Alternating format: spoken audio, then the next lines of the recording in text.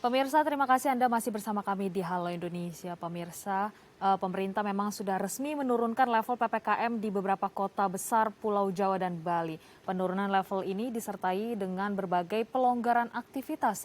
Namun penurunan level PPKM dikhawatirkan memicu euforia masyarakat sehingga lengah menjaga protokol kesehatan dan akibatnya ancaman lonjakan kasus baru mengintai. Pemerintah resmi memutuskan penurunan level pemberlakuan pembatasan kegiatan masyarakat di beberapa kota besar seperti Jabodetabek, Surabaya Raya, dan Bandung Raya menjadi level 3 yang berlaku mulai 24 hingga 30 Agustus 2021. Dalam keterangan pers di Istana Kepresidenan Jakarta Pusat pada 23 Agustus 2021 lalu, Presiden Joko Widodo mengatakan, keputusan tersebut diambil setelah melihat angka kasus konfirmasi positif COVID-19 yang terus mengalami penurunan sebesar 78%.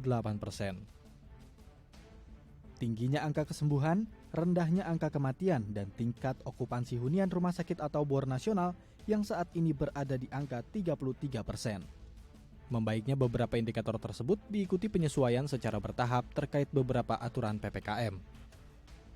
Penurunan level pemberlakuan pembatasan kegiatan masyarakat ini harus diselaraskan dengan kepatuhan terhadap protokol kesehatan. Laju kasus COVID-19 yang berada dalam tren menurun bisa saja kembali melonjak apabila masyarakat terlalu euforia dan menjadi lengah dalam melakukan protokol kesehatan yang dapat mencegah penularan virus COVID-19. Dan untuk membahas lebih lanjut tentang waspada euforia penurunan level PPKM, kita akan berbincang bersama Bapak Diki Budiman, selaku epidemiolog dari Griffith University Australia. Selamat siang, Bapak. Selamat siang, Mbak Fisir. Ya, Pak Diki, kita tahu memang sudah resmi begitu ya, pemerintah berdasarkan evaluasinya ini menurunkan level PPKM, Pak Diki. Menurut analisa dari Pak Diki sendiri, apakah memang sudah tepat di beberapa daerah mungkin yang sebelumnya terjadi lonjakan kini sudah aman dan dinyatakan turun levelnya untuk juga masyarakat ini bermobilitas sudah semakin luas begitu, Pak Diki? Ya, sulit untuk menghindari bahwa terjadinya pelonggaran ini adalah karena faktor ekonomi. Itu sulit dihindari karena kalau bicara indikator epidemiologi yang valid, yang bisa menjadi rujukan yang kuat, ya sebetulnya ya belum ya. Kasus harian menurun di tengah testing yang luar biasa menurun. Dan bahkan selama PPKM ini kita tidak mencapai target testing maupun tracing, itu tidak tercapai. Jadi klaim penurunan ini sebetulnya sangat lemah. Ya. Dan yang menjadi masalah juga angka kematian kita tinggi. Dan laporannya itu juga banyak tertunda dan terhambat. Dan ini di tengah sistem manajemen pelaporan kematian maupun katakanlah kasus infeksi yang tidak memadai. Jadi sulit untuk mengatakan bahwa ini didominasi karena faktor sosial ekonomi. Bahwa ada penurunan, progres iya, tapi itu belum signifikan.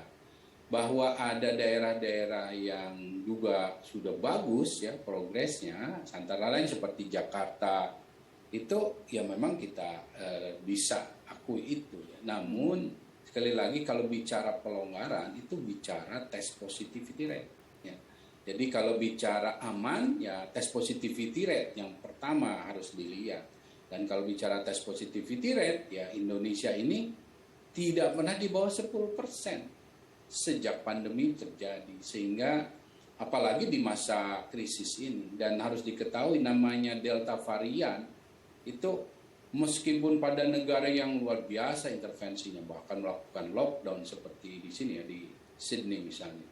Kemudian vaksinasinya digencarkan, 3T digencarkan, nggak cukup untuk Delta varian. Apalagi kita yang sudah di mana-mana. Sehingga ini yang harus disampaikan secara transparan ya.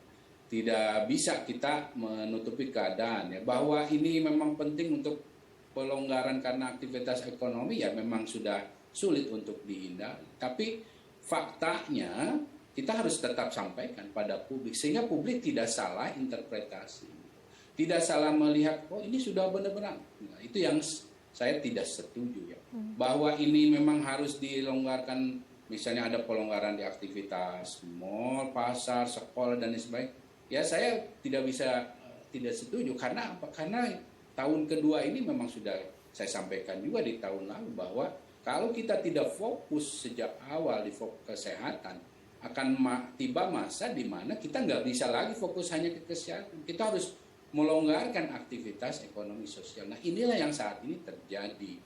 Namun di tengah kita akan dan melonggarkan ini, kita harus tetap menyampaikan kondisi sebenarnya pada publik, yaitu bahwa situasi Indonesia tidak aman. Bahkan saya sampaikan, kita bisa mengalami potensi lonjakan berikutnya nih di September pertengahan bahkan, ya, dan angka kematiannya puncak bisa di Oktobernya. Jadi karena apa? Karena kita ini belumlah keluar selesai dari gelombang Delta ini. Dan umumnya negara yang serius betul-betul seperti misalnya India dengan upaya yang komprehensif itu butuh waktu kurang lebih 10 minggu sampai 12 minggu atau kurang lebih 3 bulan. Jadi kita belum keluar dari situasi krisis. Baik, Pak Diki, kalau kita lihat juga dengan adanya penerapan PPKM sebenarnya memang di Jawa dan Bali mungkin beberapa indikatornya menurun. Tapi akhirnya sekarang melihat juga di luar wilayah Jawa dan Bali ini meningkat. Apakah memang ada indikator yang sebenarnya belum benar-benar merata begitu dilakukan oleh seluruh provinsi, seperti kalau memang PPKM ini memang kan memiliki target begitu ya Pak untuk meningkatkan vaksinasi, kemudian juga meningkatkan testing dan tracing, dan juga ini harapannya menurunkan angka kasus. Tapi kita lihat sekarang hanya berubah klaster saja begitu dari Jawa dan Bali kini melebar begitu ke luar Jawa dan Bali. Nah, apa kemudian yang menjadi fokus begitu Pak Diki? Ya, ini yang harus difahami bahwa Indonesia ini negara kepulauan terbesar di dunia, sehingga berbeda dengan negara yang bentuknya adalah daratan luas seperti India atau bahkan Australia misalnya, itu Indonesia akan memiliki pola kurva pandeminya yang bervariasi, dinamis. Tiap pulau besar terutama itu akan memiliki pola berbeda dengan pulau lainnya. Dan saat ini dalam konteks Indonesia episentrumnya adalah di Jawa Bali. Walaupun sekarang sudah mulai sedikit berangsur menurun ya, tapi masih di ketinggian. Bahkan kasusnya itu sekarang masih 100 ribuan sehari. Bayangkan dengan kasus 100 ribuan yang ditemukan pemerintah masih segitu-segitu saja. Itulah sebabnya dari sejak masa PPKM ini saya sudah prediksi bahwa setidaknya kita missing atau luput ya mendeteksi kasus infeksi 1 juta selama PPKM ini. Dan itu sangat serius karena apa?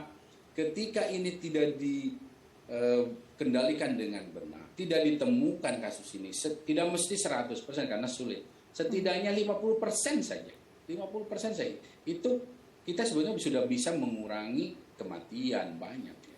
Tapi ketika ini tidak berhasil kita lakukan, nah ini akan menyebar di pulau lain. Dan keberhasilan pengendalian pandemi di Indonesia ya sebetulnya terletak pada keberhasilan kita mengendalikan pandemi ini di Jawa, Bali, Madura. Dan ketika itu tidak berhasil, walaupun sekarang terkesan memang berhasil, tapi sebetulnya kalau bicara kasus infeksi yang berhasil kita kendalikan, banyak kita luput ya, mayoritas ya. Bahkan kalau di rata-rata bisa setidaknya 50 ribuan kasus infeksi yang luput tiap hari selama misalnya PPKM darurat saja. Nah ini kan menjadi catatan penting, sehingga jangan heran kalau sekarang di Sumatera mulai mengalami peningkatan dan di Nusa Tenggara, dan itu akan terus berlanjut. Nah, kita masih banyak pulau besar lain, dan sekali lagi itu terjadi di tengah minimnya deteksi kasus dan juga minimnya sistem pelaporan. Baik, ini jangan sampai akhirnya memang epicentrum hanya bergeser begitu ya Pak Diki. Nah ini kita akan membahasnya setelah jeda Pak Diki, seperti apa seharusnya skema penanganan PPKM ini akhirnya juga melahirkan begitu evaluasi-evaluasi yang tadi ya beberapa indikatornya benar-benar menurun bukan hanya bergeser. Baik pemirsa, usai jeda kami masih akan kembali, tetap bersama kami di Halo Indonesia.